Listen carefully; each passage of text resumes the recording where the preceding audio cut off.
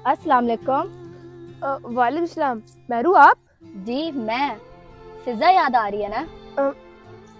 नहीं, कुछ नहीं।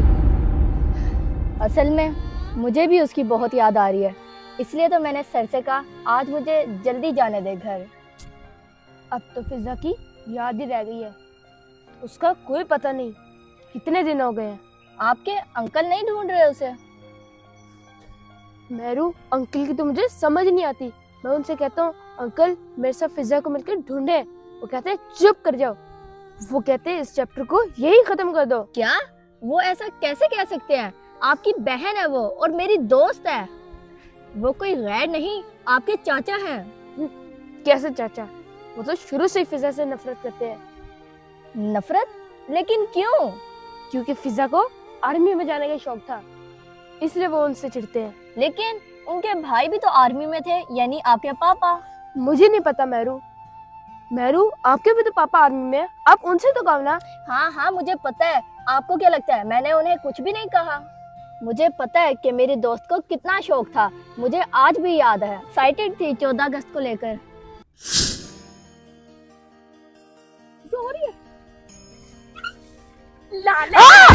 अयान, ये क्या बने हुए हो आप?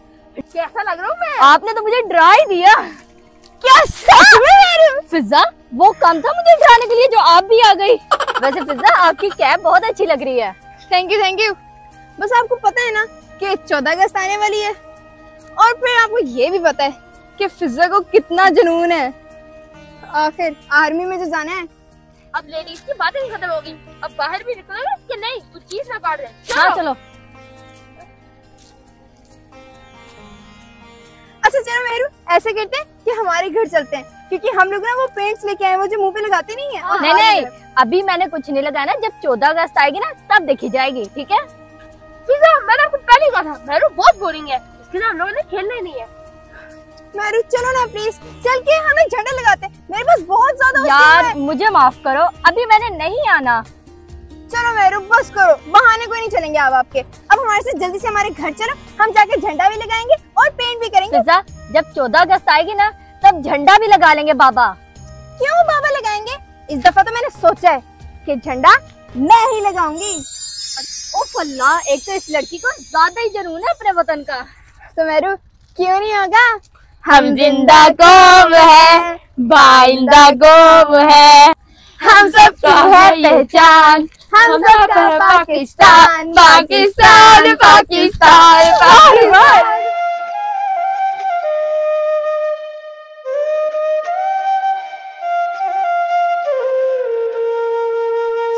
मेहरू, मुझे तो कुछ समझ नहीं आती, मैं क्या करूं? कोई बात नहीं, आप बस दुआ करो, वो इंशाल्लाह जरूर मिल जाएगी। मैं तो ये सोचता हूँ अगर फिजा को खुदा न खास्ता कुछ हो गया तो मेरा क्या होगा? मामा पापा की बात तो वही थी मेरा सहारा। घबराओ नहीं, इंशाल्लाह सब ठीक हो जाएगा। Thank you Mehru. ठीक है अयान, अब मैं चलती हूँ। अल्लाह हाफिज।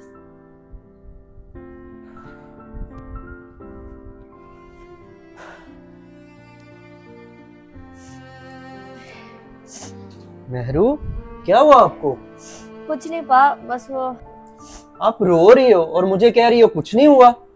बस पा वो फिजा की याद आ गई। आज मैं अयान से मिली थी, वो भी बहुत उदास था। हम दोनों ने खूब बातें की फिजा के बारे में। परेशानी की बात तो है बेटा, परेशानी तो मुझे भी हो रही है, लेकिन उसके अंकल क्या कुछ भी नहीं कर रहे उसके लिए? पा, मैंने अयान से इस बारे में बात की थी, लेकिन उसने कहा जब मैं अंकल से बात करता हूँ तो वो कहते हैं कि छोड़ो इसको। अयान तो बहुत परेशान था कि उनके अंकल बहुत अजीब बिहेवियर रखते हैं फिजा की बात के हवाले से। मुझे तो वो बंदा शुरू से ही मशकूक लगता है, और अयान से कहना जरा नजर रखा करे उनपे। मैं थोड़ा सा बिजी हूँ, दरअसल हमने एक गैंग को पकड़ना है, गद्दार है वो इस मुल्क के। गैंग और गद्दार? हाँ बेटा, गद्दार। लेकिन वो नहीं जानते कि इस मुल्क की आर्मी कितनी ताकतवर है। बस एक दफा वो मेरे हाथ लग जाए, एक भी हाथ लग जाए मेरे। लेकिन पा, आपको उनका पता कैसे चलेगा? बेटा, उनकी एक निशानी है, उनके हर मेंबर पे डॉल्फिन का निशान है। डॉल्फिन? और आप मेरी बेटी जाके मुंह हाथ धो और परेशान ना हो, इंशाल्लाह वो मिल जाएगी। ठीक है पा।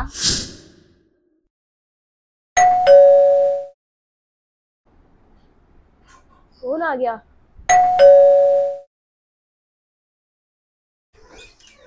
जी ये कोड साहब का, अच्छा, तू ड्राई क्लीन कर दिया था। और ये पिन निकली थी इसमें कोड में से। पिन? ठीक है, मैं जाता हूँ। पिज्जा की पिन अंकल के कोट में क्या कर रही थी?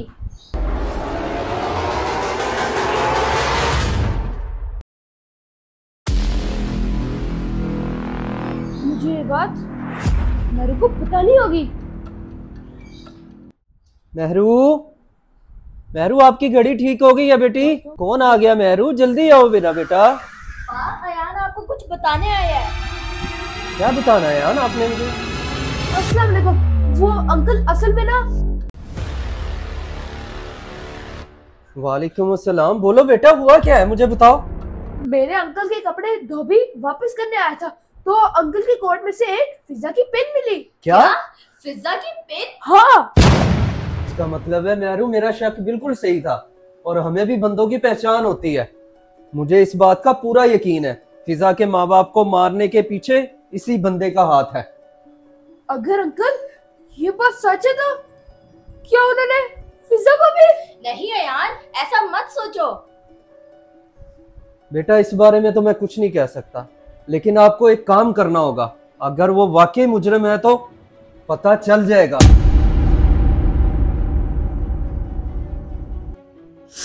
बस मैं निकल रहा हूँ अभी।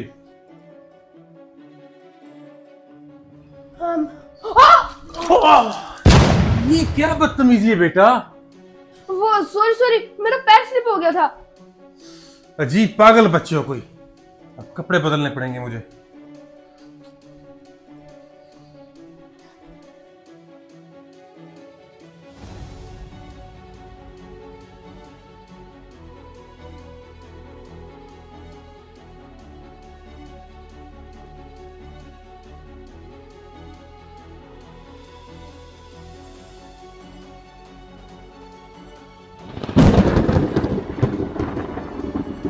इसका मतलब सलीमा का शक सही था।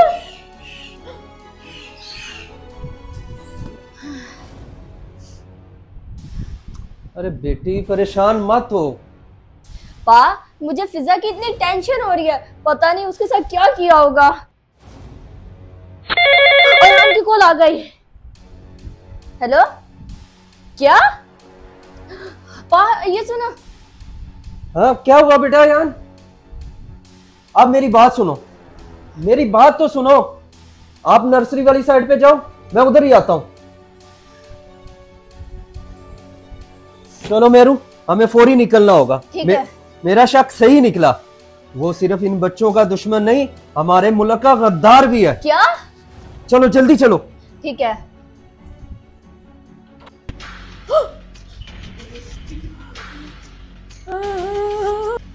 वही अपनी बहन वाली गलती की ना। मैं सबको बता दूंगा, मैं सबको बता दूंगा। अब बता रहा हूं। कहां भागोगे? जाओ जहां तक भाग सकते हो, नहीं छोड़ूंगा।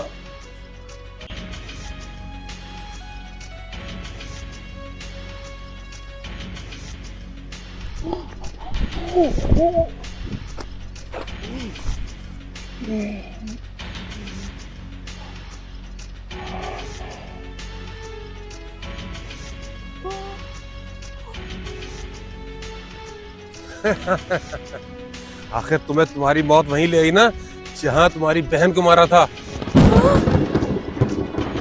क्या? हाँ, तुम्हारी बहन भी यहाँ पर तड़प रही थी और मैंने उसकी सांसें यहीं रोक दी थी। घटिया इंसान, तुमने मेरी बहन को मार दिया। सिर्फ तुम्हारी बहन को ही नहीं, तुम्हारे माँ बाप को भी मार डाला मैंने। घटिया इंसान। सुन मेरी बात, मुझे आज तक कोई बड़े नहीं पकड़ सके, तो तुम पकड़ोगे मुझे आके यहाँ पे। अब तुम्हारा अंजाम भी वही होगा जो तुम्हारी बहन का हुआ था।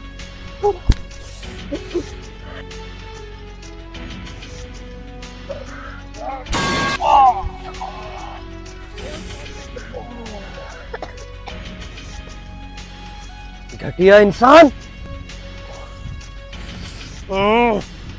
तो तुम लोग भी यहाँ मरने के लिए आ गए हो? अयान, आप ठीक हो?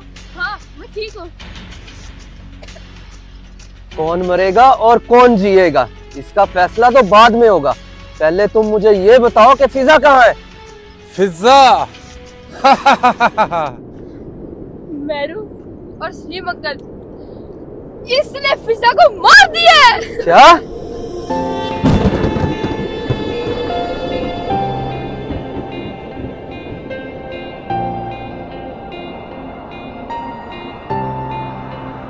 किस किस्म के इंसान हो तुम?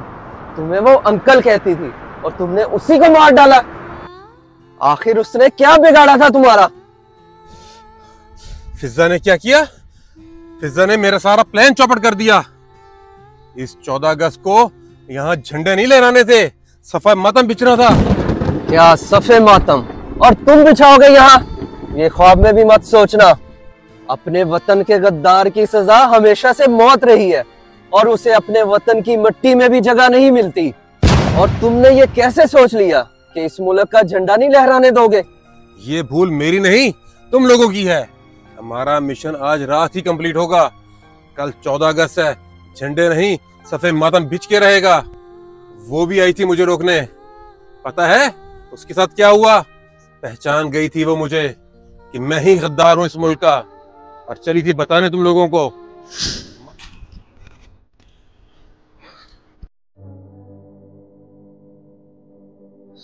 सर मुझे एक मौका और दे दें। इस बार मैं यहाँ 14 अगस्त पे झंडे नहीं लहराने दूंगा। मेरे पास हुक्म का एक इक्का है। मेरी भतीजी की दोस्त है, उसका बाप आर्मी में है। आज रात को उसे किडनैप करूंगा और कल हमारा काम हो जाएगा। आप टेंशन न लें। उन बच्चों को काबू करना मेरे तो दाएं हाथ का खेल है। और हाँ, इस 14 अगस्त को यहाँ परचम तो बिल्कुल नहीं लहराएंगे। इसका मतलब हमारे अंकल इस मुल्क के गद्दार है। नहीं, ऐसा नहीं हो सकता। मुझे ये बात सलीम अंकल को बतानी होगी। कौन है? कौन है यहाँ?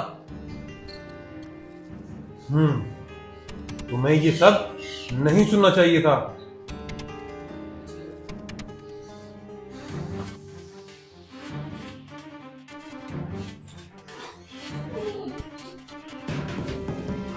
मेरू, फोन उठाओ।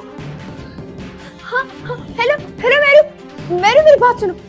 जल्दी से वो पीछे नर्सरी वाली साइड पे आ जाओ। जल्दी, मैंने आपको कुछ बताना है। हाँ ठीक है, जल्दी जल्दी जाना होगा। हाँ, पता नहीं फिजा को क्या हुआ है। उसने इतनी इमरजेंसी में मुझे इधर क्यों बुलाया है? आ जाओ फिजा, काफी टाइम गुजर गया है। कहीं बैठ जाती हूँ। शिट यार, मेरू कहीं मेरा वेट करते हुए चली ना गई हो।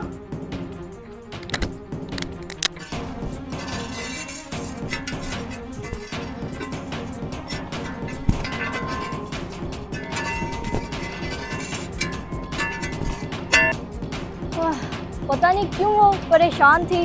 मेरा तो अपना दिल बैठा जा रहा है।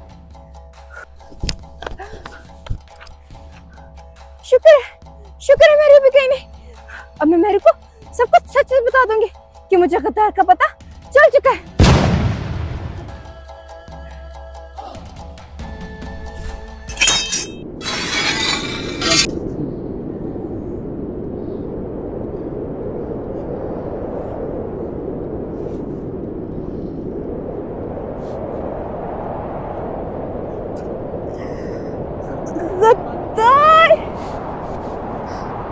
तुमने अच्छा नहीं किया। मैं तुम्हें मारना नहीं चाहता था, लेकिन तुमने हरकत ही ऐसी की कि मैं मजबूर हो गया। लेकिन मरने से पहले एक काम तुमने बहुत अच्छा किया। मेरे दुश्मन की बेटी को तुमने मेरे हवाले कर दिया। जो काम मुझे मुश्किल नजर आ रहा था, वो काम तुमने मेरे लिए खुद ही आसान कर दिया। और अब तुम मरोगी। नहीं, ऐसा मैं बिल्कुल नहीं होने दूंगी। ये तो होगा। मेहरू! ये बात तो ठीक है, तेरे जीते जी तो ये काम नहीं हो सकता, तेरे मरने के बाद तो ये हो जाएगा ना।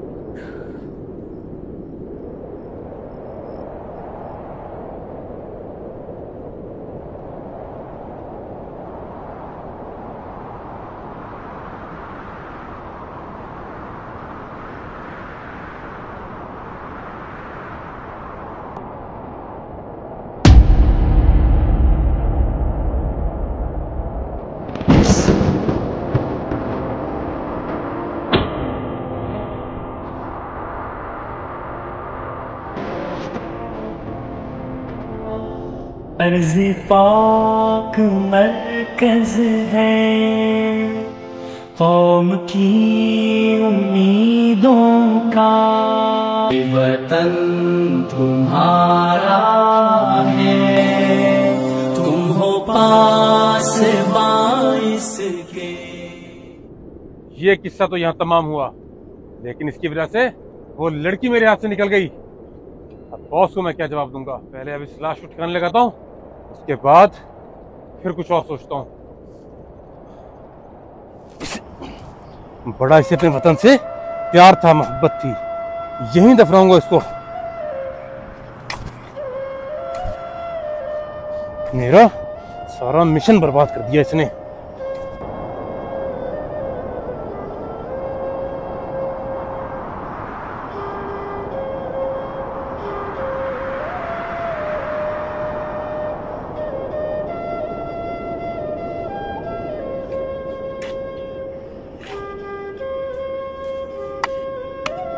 चलो, ये समझती थी कि मुझे अपने मिशन मुकम्मल करने से रोक लेगी, लेकिन नहीं, मुझे अपना मिशन मुकम्मल करने से कोई नहीं रोक सकता। हाँ, चलता हूं।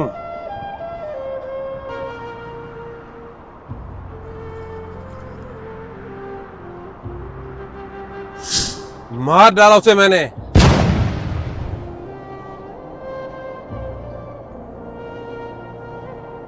और अब तुम सब भी मरोगे, यहीं दफन करूंगा तुम लोगों को अभी मैं। दफन करोगे? मर गई है वो, तुम्हारी बहन, तुम्हारी दोस्त। खामोश हो जाओ, वो मरी नहीं है, वो मरी नहीं है।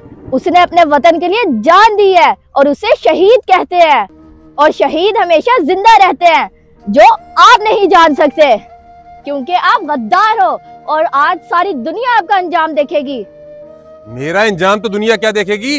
वो तो हार गई ना, अपना मिशन पूरा ना कर सकी और मर गई। वो मर के भी जीत गई। जानते हैं क्यों? क्योंकि उसने इस वतन के बच्चों को जो पैगाम दिया है वो यही है कि अपने वतन के लिए जान भी देनी हो तो उससे पीछे ना हटे। बिल्कुल सही कहा आयान। हमारे मुल्क का हर बच्चा अपने मुल्क के लिए जान देने के लिए तैयार है, और अब तुम अपनी सजा भुगतने के लिए तैयार हो जाओ।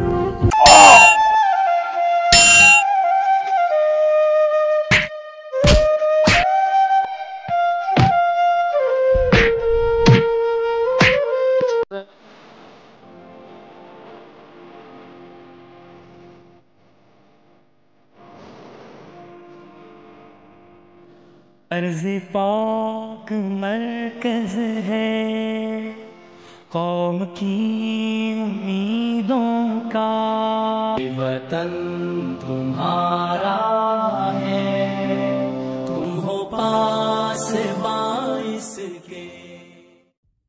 वतन की मिट्टी गवाह रहना, गवाह रहना।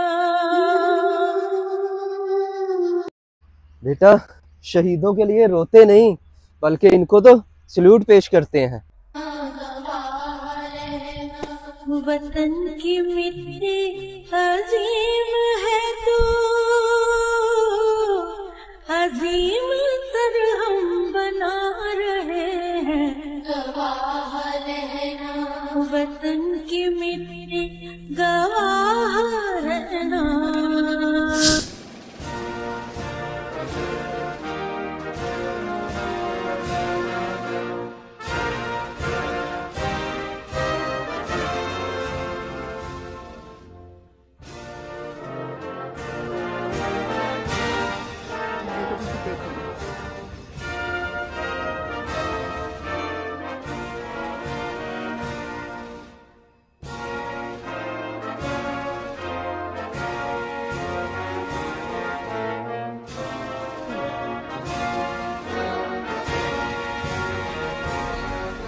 ओके।